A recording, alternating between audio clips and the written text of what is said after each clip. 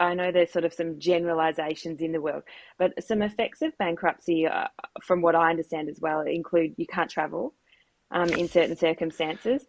If you owned a house in your name and you went bankrupt, that would be at risk. Um, and I suppose there's a whole heap more, as you mentioned, about whether you hold a building license. What are some other possible consequences of bankruptcy that don't necessarily make it the magic wand that people might think it is? Yeah, so and depending on who you speak to, it's got different levels of scariness.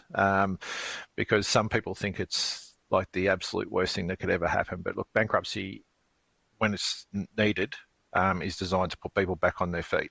So yeah, some of the horror stories, yeah, you can't travel. Not exactly correct. Yeah, you can. Um, you need to be up to date with your income contributions. Income contributions are the ones that once you start earning over a certain amount, depending on the number of dependents that you've got, um, which is currently, I think it kicks in roughly around 62 grand. Actually, I could probably bring it up and give you some exact figures, but it's on the AFSA website. It's under the indexed amounts, current amounts, and it starts at around 62 grand net of tax. So gross it up, net of tax and deductions, and then it goes up from there.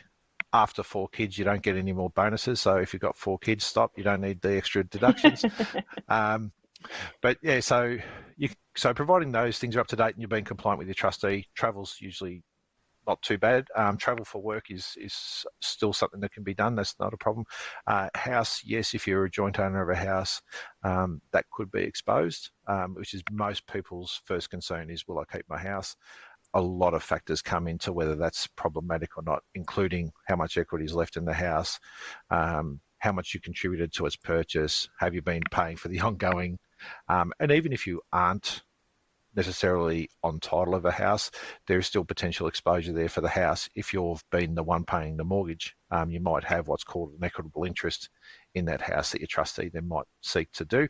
But usually what happens is if there's a non-bankrupt spouse, a trustee would negotiate with them. So there's a whole heap of nuances, I suppose, as well. So that's like when we Absolutely. get involved, if the debt is manageable and if they need more time, there are benefits, I think, for negotiating as well as in some circumstances benefit with the bankruptcy.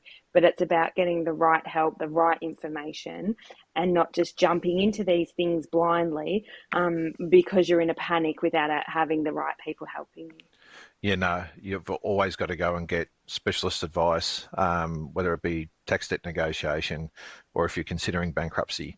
It costs you nothing to come and have a chat and understand what your options are. Because some people just, they want to go bankrupt and they're struggling, but it doesn't really make a lot of sense for them. So, if you've got a 20-year-old with, 20 grand's worth of credit card debt, you're not going to recommend that they go bankrupt.